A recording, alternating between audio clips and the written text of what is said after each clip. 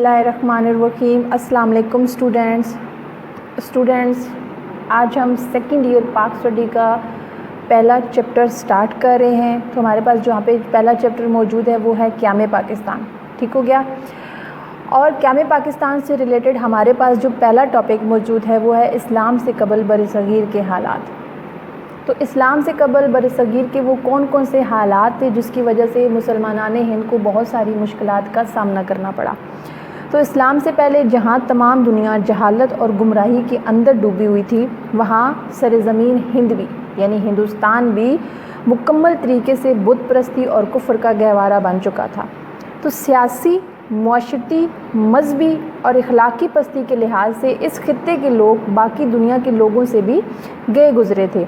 तो इस्लाम ने क्या किया कि इस्लाम ने कुफ्र और शिर्क की इस सरज़मीन को अपनी लाजवाल कामयाबियों से मुनव्वर किया और इस तारीख़ बरसगीर के लोगों को अदल व इंसाफ, अखुवत और मसवाते इंसानी का अजीम पैगाम दिया।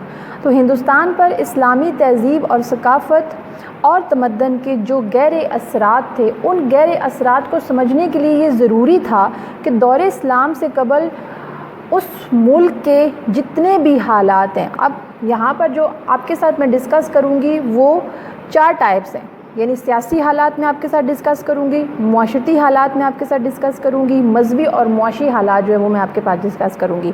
तो इस्लाम से कबल उस मुल्क के सियासी, मुआशरती, मजहबी और मुआशी हालात का जो है वो जायज़ा लिया जाए। तो हमारे पास यहाँ पे जो पहली हेडिंग मौजूद है वो है सियासी हालात। अब सियासी हालात से रिलेटेड हमारे पास यहाँ पे जो पहला टॉपिक मौजूद है वो है मजबूत मरकज़ी हुकूमत का फुक़दान। अब ज़ाहिर है सियासत है तो सियासत के अंदर मजबूत मरकज़ी हुकूमत चाहिए, लेकिन यहाँ पर हम वो वाले हालात जो हैं वो डिस्कस कर रहे हैं जो इस्लाम से कबल बरसगीर के थे, जिसकी वजह से मुसलमानों को बहुत सारी मुश्किलात का सामना करना पड़ा। तो यहाँ पर फुक़दान रहा है मजबूत मरकज़ी हुकूमत का। इस्लाम की आमद से पहले बरसगीर सियासी लिहाज से बदनज़मी और इंतशार का शिकार था, यानी कोई प्रॉपर निज़ाम मौजूद नहीं था। इंतशार था, लड़ाई झगड़े थे, फसादात थे। कनूज जगह का नाम है,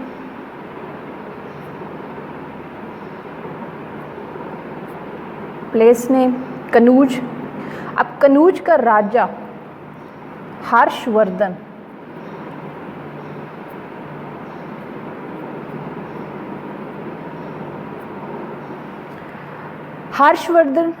हिंदू बरसगीर का आखिरी हुक्मरान था।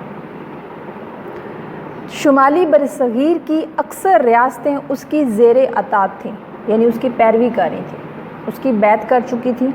तो हर्षवर्धन जो था वो हिंदू बरसगीर का आखिरी हुक्मरान था।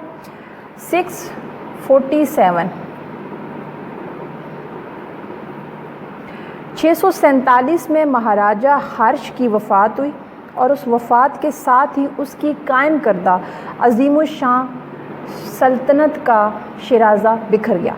यानी जब उसका दौर ख़त्म हुआ तो उसकी सल्तनत भी टुकड़ों में बढ़ चुकी थी।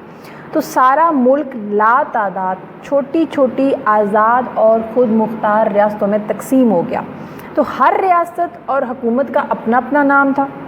तो इन रियासतों के हुक्मरानों में इत्तेहाद, यकजहती और तावन का कोई नामो निशान मौजूद नहीं था। ताकतवर हुक्मरान कमज़ोर रियासतों पर हमला करके उनके फ़ौजी और इक़्तिसादी वसाइल को तबाह और बर्बाद कर देते थे। तो इन हालात में अमन व अमान का क़याम और खुशहाली का तसव्वुर जो है वो नामुमकिन था। तो इन तमाम हालात के पेश नज़र डॉक्टर ऐश्वरी प्रसाद नाम है, एक हिंदू था। अब डॉक्टर ऐश्वरी प्रसाद क्या लिखते हैं कि हसूले इक़्तिदार के लिए, ये एक बड़ी ज़बरदस्त कोटेशन है, आपने कॉमर्स के अंदर लिखनी है कि हसूले इक़्तिदार के लिए हर रियासत दूसरे रियासत से बरसरे पैकार थी। ظاہر ہے اقتدار کے لیے ایک ریاست دوسری ریاست سے مسابقت کر رہی تھی، کمپٹیشن کر رہی تھی، اور ایسی حکمران قوت کا فقدان تھا جو تخریبی اور انتشار پسند عناصر کو اپنے قابو میں رکھ سکے۔ تو حصول اقتدار کے لیے ایک ریاست دوسری ریاست کو زیر کر رہی تھی۔ اب یہاں پر ہمارے پاس اسی سے ریلیٹڈ دوسرا پوائنٹ موجود کیا ہے کہ اہم خود مختار، اب وہ ریاستیں کون کون سی ہیں؟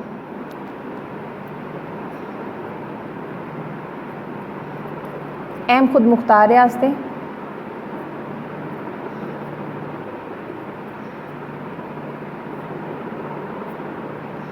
تو وہ کون کون سی ریاستیں ہیں جو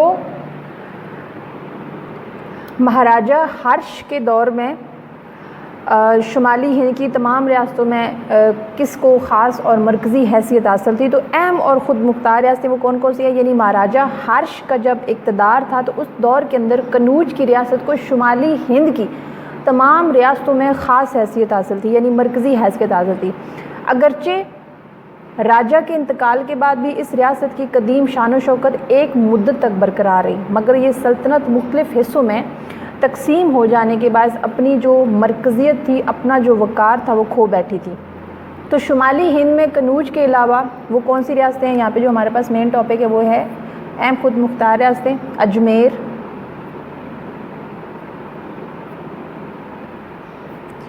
دہلی، گجرات، سندھ،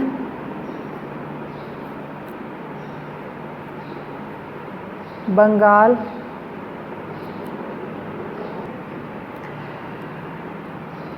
مالوا اور میواڑ۔ اب یہ وہ مشہور ریاستیں تھیں شمالی ہند میں کنوج کے علاوہ اجمیر، دہلی، گجرات، سندھ، بنگال، مالوا اور میواڑ، یہ بڑی مشہور ریاستیں تھیں۔ آسام، کشمیر، اس کو کشمیر بھی لکھتے ہیں، کشمیر بھی بولتے ہیں، اور نیپال۔ اب ان کو بھی آزاد ریاستوں کا درجہ حاصل تھا۔ جنوبی ہند میں چالوکیہ ایک خاندان تھا، اب اس کی حکومت تھی۔ تو چونکہ ان تمام ریاستوں کی حدود متعین نہیں تھی، اس لیے سرحدی تنازعات جو تھے وہ اکثر وقوع پذیر ہوتے رہتے تھے، یعنی سرحدی تنازعات اور انتشار جو تھے وہ اکثر حالات میں رونما ہو جاتے تھے، تو جن کے باعث برصغیر میں بدامنی اور انتشار جو تھا اس کا دور دورہ تھا اور نسلی تضاد تھے۔ یعنی سب سے پہلے سیاسی حالات کے اندر ہم نے مضبوط مرکزی حکومت کا فقدان کس وجہ سے ہوا وہ آپ کے ساتھ ڈسکس کیا، اس کے بعد اہم خود مختار ریاستیں وہ میں نے آپ کو بتائیں، اس کے بعد جب ریاستیں موجود ہیں تو ظاہر حکمران کے اختیارات بھی موجود ہیں۔ ہمارے پاس تیسرا جو ہیڈنگ موجود ہے وہ ہے حکمران کے اختیارات۔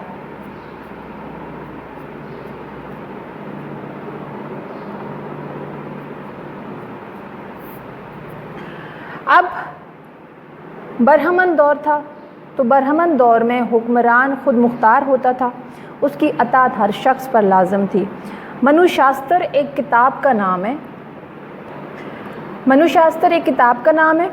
اب منو شاستر میں لکھا ہوا ہے کہ بادشاہ اگر نابالغ بھی ہو تو اسے یہ خیال کر کے کہ یہ بھی ایک انسان ہے، حقارت کی نگاہ سے نہیں دیکھنا چاہیے۔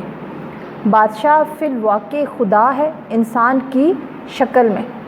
تو یہاں پر حکمران کے اختیارات جو تھے وہ لامحدود تھے، لیکن وہ رائج الوقت قوانین اور رسومات کو نظر انداز نہیں کر سکتا تھا۔ تو راجہ کے مشیر عام طور پر برہمن ہوتے تھے، تمام انتظامی امور انہی کے مشورے سے طے پاتے تھے۔ اگر راجہ امور سلطنت میں اپنے مشیروں کی آراء کو نظر انداز کرنے کی کوشش کرتا تو کوئی بھی مشیر جو تھا وہ فوج کے ساتھ مل کر راجہ کو تخت سے اتار سکتا تھا۔ تو اس ٹائم جو سیاسی حالات تھے وہ بہت زیادہ اس لحاظ سے بھی خراب تھے، تو سیاسی انقلابات بہت زیادہ ہوتے تھے۔ یہاں پر ہم یہ پوائنٹ مینشن کر دیں گے، سیاسی انقلابات۔ تو اسلام سے قبل ہندوستان ابتری اور انتشار کا نشانہ بنی ہوئی تھی. مختلف ریاستیں ہر وقت ایک دوسرے کے خلاف مصروف رہتی تھی. تو مسلسل جنگوں کے باعث اندرون ریاست شرپسند اور تخریب کار عناصر کی حوصلہ افزائی ہوتی تھی. تو اندرونی سازشیں بالآخر سیاسی انقلابات اور حکمرانوں کی تبدیلی کا باعث بنتی تھی. تو یہ کشمکش صرف حکمران جماعتوں تک محدود تھی. عام لوگ جو تھے وہ ان ہنگاموں سے الگ تھلگ رہتے تھے. تو اس حساب سے بیرونی دنیا کے ساتھ بھی ان کی علیحدگی تھی. تو یہاں پر اس ہم پوائنٹ مینشن کر دیں گے کہ بیرونی دنیا سے علیحدگی. تو اسٹوڈنٹس یہ تمام کے تمام سیاسی حالات تھے جو میں آپ کے ساتھ تھوڑا تھوڑا کر کے جو ہے وہ ایکسپلین کر رہی ہوں کہ مسلمانوں کی آمد سے قبل ہندوؤں کا بیرونی دنیا کے ساتھ کوئی رابطہ نہیں تھا. وہ طبعی طور پر تنگ نظر تھے اور معتصب تھے. یعنی سمندری سفر ان کے مذہب کی روح سے ویسے ہی ناجائز تھا. بری راستے بھی وہ کم ہی اپنے ملک سے باہر نکلتے تھے. تو نتیجتاً وہ بیرونی ممالک سے اپنے تعلقات جو تھے وہ استوار نہ کر سکے اور انہوں نے کیا کیا کہ ان تمام چیزوں سے کنارہ کشی کر لی. تو یہ وہ سیاسی حالات تھے. اس کے بعد ہمارے پاس پوائنٹ نمبر 2 موجود ہے معاشرتی حالات.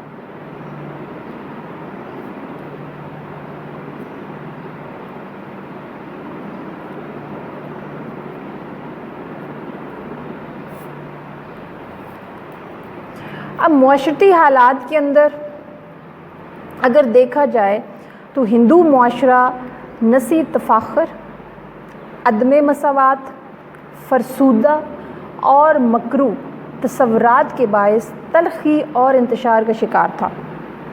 پورا ہندو سماج 4 بڑی ذاتوں کے اندر 4 ذاتیں تھیں. اب ان 4 ذاتوں میں تقسیم تھا. ہر ذات رنگ، نسل اور پیشہ اور ہنر کے اعتبار سے اپنی ایک الگ الگ حیثیت رکھتی تھی. تو ہندوؤں کی مذہبی کتاب میں آپ کو پہلے بھی بتا چکی ہوں، منو شاستر ہندوؤں کی کتاب ہے. تو وہاں پر اس کتاب کے اندر ذات پات کی تقسیم کا ذکر ان الفاظ میں کیا گیا ہے کہ قادر مطلق نے دنیا کی بہبود کے لیے اپنے منہ سے برہمن، اپنے بازوؤں سے کشتری، اپنی رانوں سے ویش اور اپنے پاؤں سے شودر کو پیدا کیا. تو ہمارے پاس یہاں پر 4 ذاتیں موجود ہیں. سب سے پہلے کون سی ہے جی؟ کس کو ڈسکس کریں گے ہم؟ برہمن کو. برہمن سب سے بڑی ذات تصور کی جاتی تھی ہندو معاشرے کی. اس کو خاص اور اعلیٰ درجہ تھا. اسے مقدس اور قابل احترام سمجھا جاتا تھا. اس کے فرائض میں مذہبی کتاب یعنی رگ وید، یہ برہمن کی لکھی ہوئی یہ کتاب ہے رگ وید، یہ آپ کو پتہ ہونا چاہیے. اب رگ وید پڑھنا، مذہبی رسومات کی ادائیگی اور دیوتاؤں کو چڑھاوے چڑھانا یہ شامل تھا. برہمنوں کو ہندو سماج میں ایسا اعزاز حاصل تھا گویا وہ انسانی دیوتا تھے. تو منو لکھتے ہیں کہ جو کچھ اس دنیا میں ہے برہمن کا مال، چونکہ وہ خلقت میں سب سے بڑا ہے، یعنی جو کچھ اس دنیا کے اندر موجود ہے وہ سب کا سب برہمن کا مال ہے. تو چونکہ وہ اس خلقت میں سب سے بڑا ہے اس لیے کل چیزیں اسی کی ہیں. یعنی برہمنوں کو خاص حقوق حاصل تھے. انہیں کسی حالت میں سزائے موت نہیں دی جا سکتی تھی، خواہ ان کا جرم کتنا ہی بڑا کیوں نہ ہو. تو سزائے موت کے عوض ان کے سر منڈوا دیے جاتے تھے.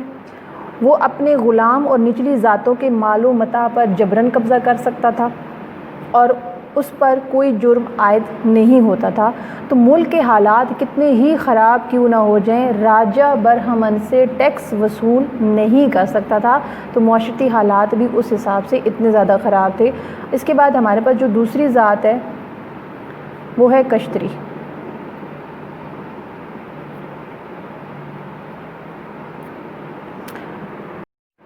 دوسری درجے کی ذات تھی کشتری. ملک اور رعایا کی حفاظت اس کے خاص فرائض میں شامل تھی.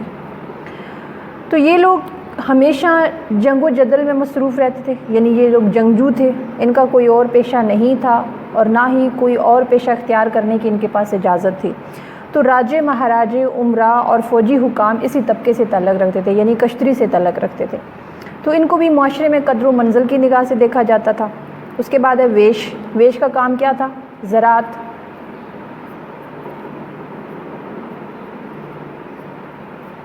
تجارت،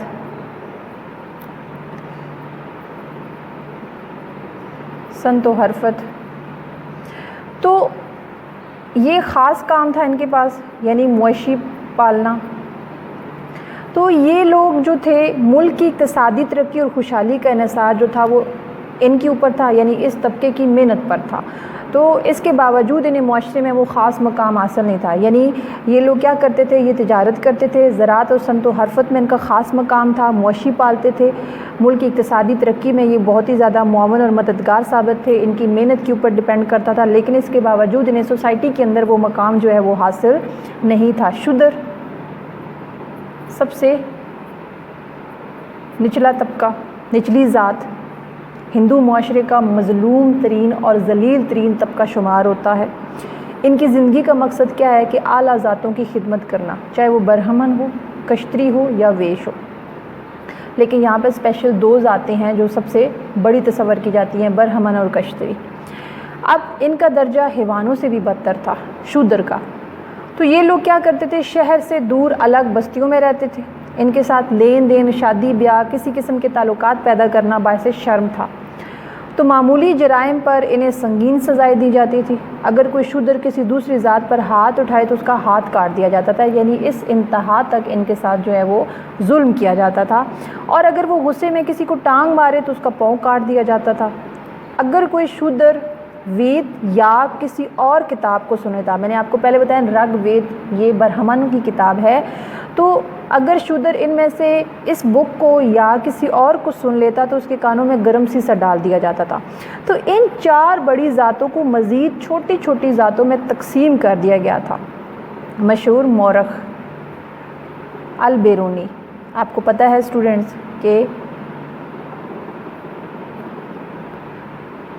مورخ البیرونی کہتے ہیں، اب ان کی بڑی مشہور کوٹیشن ہے کہ ہندو سوسائٹی میں بڑی ذاتوں کے علاوہ ذیلی ذاتوں کی تعداد 3000 کے قریب ہے.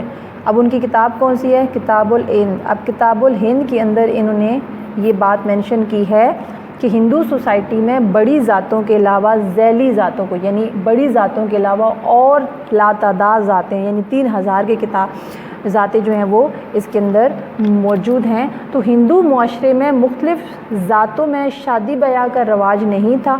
ایک ذات کے لوگ دوسری ذات کے لوگوں سے کسی قسم کا لین دین نہیں رکھتے تھے. تو ذات پات کا سلسلہ چونکہ موروثی تھا، اس لیے ان سے چھٹکارا حاصل کرنا جو ہے وہ ناممکن تھا.